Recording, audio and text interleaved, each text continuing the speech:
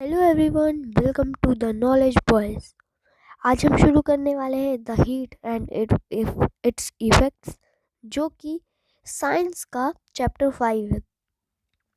अब इसमें हम देखेंगे हीट क्या है और what is heat, effects of heat, कैसे सॉलिड्स, लिक्विड और गैसेस में एक्सपेंशन होता है, और टेम्परेचर्स के बारे में भी जानेंगे। तो सबसे पहले देखते हैं what is heat. Until the end of 18th century, scientists believed that heat was a kind of fluid which was gained by a body when it was heated and lost when it was cooled. मतलब कि 18th century के and तक, 18th century मतलब 1800 मत समझ लेना, 18th century मतलब 1701 से 1799 तक। ये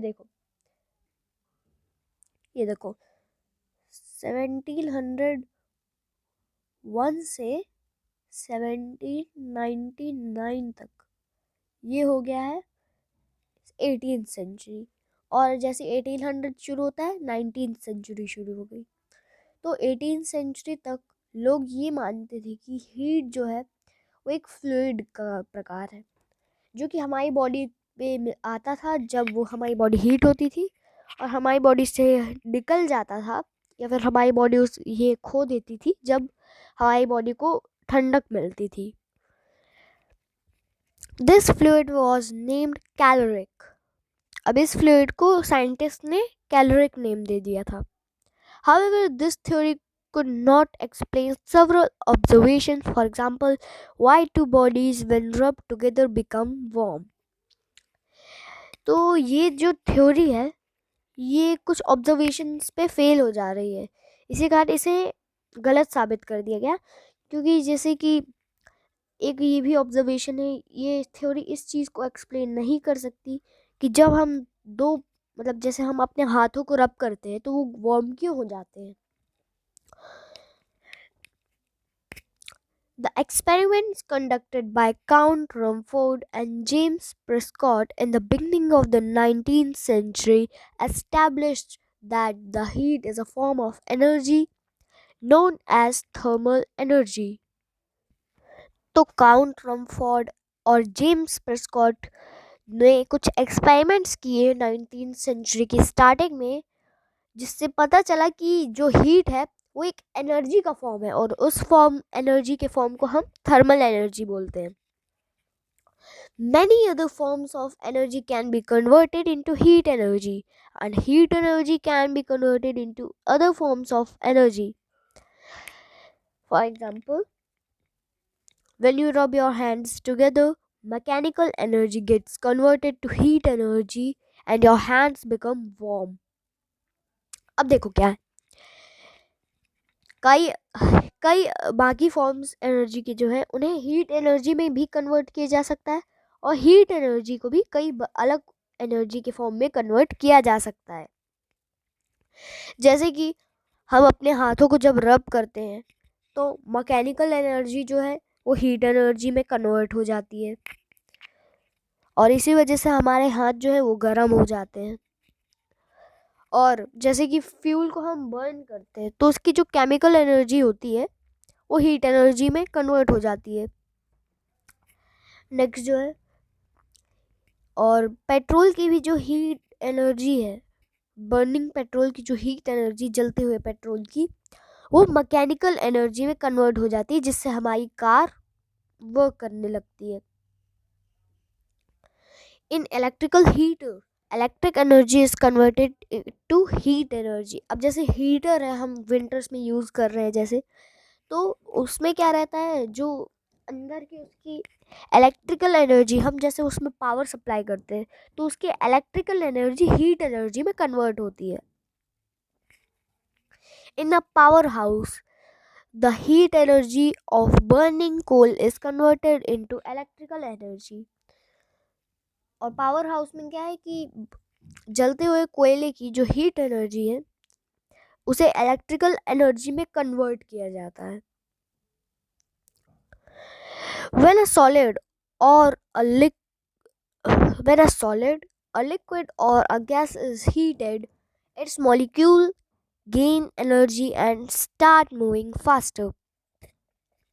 तो जब हम किसी सॉलिड, लिक्विड या फिर गैस को गर्म करते हैं तो उसके अंदर के जो मॉलिक्यूल्स होते हैं वो उनको एनर्जी मिलती है और वो उनमें जो मूवमेंट होता है वो बहुत फास्ट हो जाता है. The more we heat the substance, the faster its molecules move. जितना ज़्यादा हम सब्सटेंस को गर्म करेंगे उतना ही ज़्यादा फास्ट स्पीड में उसके मॉलिक्यूल्स मूव करेंगे.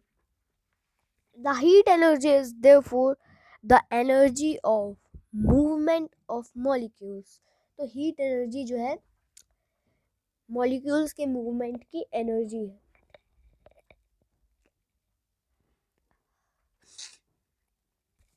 अब आगे है इफेक्ट्स ऑफ हीट. तो अब देख लेते हैं, यहाँ पे एक एग्जांपल दिया गया है हमें. Fill a vessel up to the brim with water. Drop few pieces of vegetables in it. Heat the vessel and observe the changes that happen. You will observe the following. The water becomes warmer, that is, its temperature rises. Thus, heat causes increase in temperature. अब ये जैसे हम लोग normally देखे भी होंगे कि जब भी पानी को हम हीट अप करते हैं तो उसका टेम्परेचर इंक्रीज होता है. तो हीट की वजह से टेम्परेचर में भी इंक्रीज होता है. As the water heat up some of it overflows, that is volume, its volume increases. और जैसे कभी कभार वाटर थोड़ा थोड़ा निकलता है तो इसका मतलब कि उसकी वॉल्यूम भी बढ़ गई वाटर की. अब वो साउंड वाला वॉल्यूम मत समझ लेना. वॉल्यूम मतलब कि उसका टोटल मास, मतलब सरफेस, उसके अंदर का पूरा एरिया जो वो कवर कर रहा है, 3D शेप्स में रहता है, वही वाला volume. Thus, heat causes expansion. तो इसका मतलब हीट से एक्सपेंशन भी होता है. As the water boils, steam comes out of the water. That is, water changes its state. और जैसे वो वाटर बॉयल होने लगता है उससे स्टीम निकलने लगता है, भाप निकलने लगता है. तो जिसका मतलब क्या है कि वाटर ने अपना स्टेट भी बदल लिया. Thus, heat causes change of state. अब आगे देखो क्या है.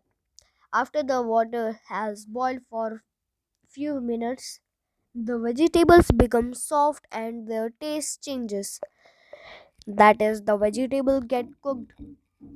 Cooking of vegetables is a chemical change. Thus, heat causes chemical changes. अब आप जैसे आगे पढ़ोगे चैप्टर 8 में तो केमिकल चेंजेस वगैरह हीट उसमें यूज होती है, या तो उसमें हीट रिलीज होती है या एब्जॉर्ब होती है. अब आगे आप चैप्टर 8 में पढ़ोगे इसमें. तो हीट से केमिकल चेंजेस भी होते हैं.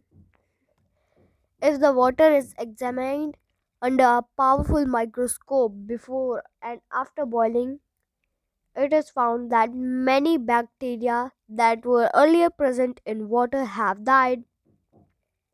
Thus, heat affects living organisms.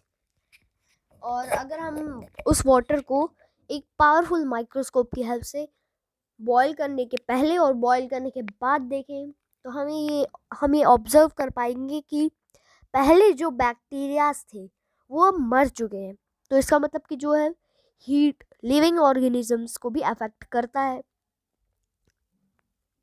This is because every organism can tolerate a definite range of temperature. Its activities and survival get affected at the temperatures higher or lower than the normal temperature.